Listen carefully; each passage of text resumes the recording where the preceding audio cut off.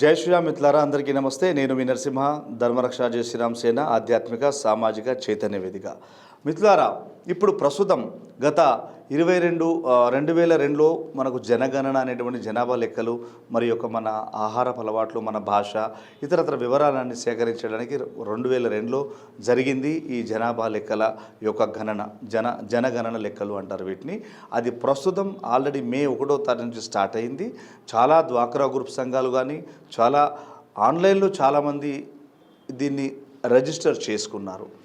లేని పక్షంలో మే 11వ తారీఖు నుంచి అంటే దాదాపు ఇప్పుడు ఒక వారం రోజులైంది స్టార్ట్ అయ్యి ఇంటింటికి కూడా వస్తున్నారు. ముందుగా వాళ్ళు మ్యాపింగ్ తీసుకుంటారు. ఆ తర్వాత ఇంట్లో ఎంతమంది ఉంటున్నారంటారు. తర్వాత ఎవరైనా సొంత ఇల్లు ఉంటే సొంత ఇల్లా, అద్దె ఇంటి ఉంటే అద్దిల్లా అని అడుగుతారు. దయచేసి మీరందరూ కూడా ఇల్లు మారిన వాళ్ళైనా సరే, సొంత ఇళ్ళ వాళ్ళైనా సరే, మీ యొక్క భాష, మీ యొక్క సంస్కృతి, మీ యొక్క తెలిసినటువంటి భాషల్ని నమోదు చేయించండి. మీ ఇంట్లో పెళ్ళైతే పెళ్ళయిందని చెప్పండి, రెంటుకుంటే రెంటుకుంటున్నామని చెప్పండి. ఈ వివరాలు తెలియజేయడం వల్ల జనాభా నిష్పత్తిలో భాగంగా కేంద్ర ప్రభుత్వాలు, రాష్ట్ర ప్రభుత్వాలకు ఒక గణనీయమైనటువంటి నిధుల విడుదల చేస్తుంది. ఆ నిధులను మనం కోల్పోతాం. ముఖ్యంగా 2002లో జరిగినప్పుడు ఈ జనగణనలో చాలామంది కూడా మీ సంస్కృతి ఏంటి, మీ భాష ఏంటి అంటే ఎక్కువ మంది చెప్పిన విషయం ఏంటంటే మాకు ఉర్దూ తెలుసు, పార్సీ తెలుసు, ఉర్దూ మాట్లాడతాం, హిందీ తెలుసు అనటం వల్ల చాలా నష్టం జరిగిందని చెప్పొచ్చు. ఎందుకంటే ఈ దేశంలో సంస్కృతం పుట్టినటువంటి దేశం, ప్రపంచ దేశాలకు జ్ఞాన భిక్ష ఇచ్చినటువంటి దేశం.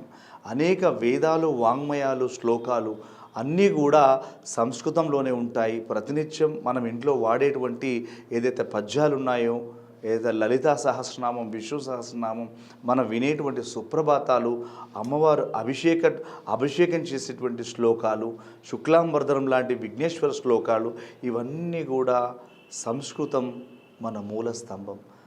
మీకు భాష తెలుసా, ఏది మాట్లాడతారంటే మేము తెలుగు మాట్లాడతాము, సంస్కృతం తెలిసిన భాష, సంస్కృతం మా మూల భాష, మూల స్తంభం అని చెప్పండి. తద్వారా రాబోయే భవిష్యత్ తరాలకు మనం ఒక గొప్ప సంపదని ఇచ్చిన వాళ్ళం అవుతాం.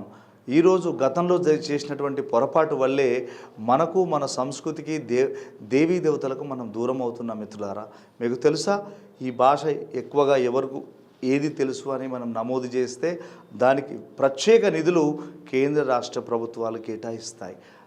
ప్రత్యేక గుర్తింపు ఉంటుంది. అట్లా మనం పూర్తి వివరాలు తెలియజేయకపోవడం వల్లే ఒక విధంగా చెప్పాలంటే సంస్కృతం తెలిసినా కూడా మనం తెలియదు, తెలుగు మాత్రమే తెలుసు అని చెప్పిన చిన్న పొరపాటు వల్ల ఈరోజు అనేక సందర్భాలలో మన పండుగలకు పర్మిషన్లు తీసుకోవాలి, మన గుడిలకు వెళ్తే అనేక రకాల ఖర్చులు పెట్టాలి. ఇట్లాంటివన్నీ జరుగుతూ ఉంటాయి. అదే పెద్ద మొత్తంలో యూనిటీగా, ఐక్యంగా ఇన్ని కోట్ల మంది ఉన్నాం. మన సంస్కృతి, మన సంస్కృతం, మన భాష ఇవన్నీ చెప్పడం ద్వారా అద్భుతమైనటువంటి భవిష్యత్ తరాలకు మనము ఈ యొక్క వారసత్వ సంపదను ఇవ్వచ్చు. తద్వారా మనము దైనందిన జీవితంలో రోజు చేసేటువంటి పూజాది క్రతువులన్నిటికీ కూడా ఇంకా పెద్దపీట వేసినటువంటి బాధ్యత మనందరిపైన ఉంది. భవిష్యత్ తరాలకు కూడా అందించడం వల్ల భవిష్యత్ తరాలకు ఒక గొప్ప కార్యాచరణ చేసిన వాళ్ళం అవుతాం. కాబట్టి గణన లెక్కలు ఖచ్చితంగా తప్పకుండా రాయించుకోండి. మీ దగ్గరికి రాకపోతే మీ వార్డ్ ఆఫీస్కి వెళ్ళండి, అక్కడ మొత్తం నమోదు చేసుకోండి. మీ భాష, మీ సంస్కృతి ఇవన్నీ కూడా చెప్పండి. మీ యొక్క ఏజు, తర్వాత పెళ్ళయిందా కాలేదు అన్ని వివరాలు తెలియజేసి ఈ యొక్క బృహత్తర కార్యక్రమానికి మీరందరూ కూడా ముందుండి నమోదు చేసుకుంటారని గుర్తు చేస్తూ మీ నరసింహ, ధర్మరక్ష జై శ్రీరామ్ సేన ఆధ్యాత్మిక మరియు సామాజిక చైతన్య వేదిక. జై హింద్, భారత్ మాతా కీ జై.